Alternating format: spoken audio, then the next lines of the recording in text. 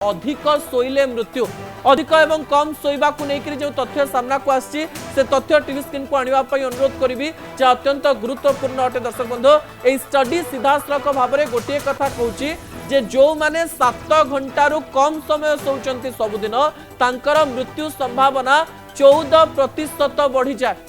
14% मृत्यु संभावना बढ़ी जाए एवं समस्त मन में ताले अधिक शोवा पड़ो।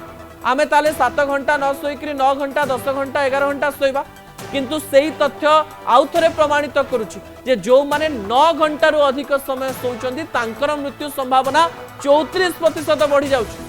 अर्थात जो माने अधिक समय शोंती बा रेस्ट नियंते दिन को 8 घंटा शोवा बदल में 7 घंटा शोवा बदल में जो माने 9 घंटा अधिक समय शोंती सेमानक शरीर में नानाविध रोग थिबा सहित तांकर बयस कमी जाए। अर्थात कहा जाउछि प्राय 50 रु 60 वर्ष बयस रे सेमानकर मृत्युर संभावना प्राय 34% बढ़ी जो।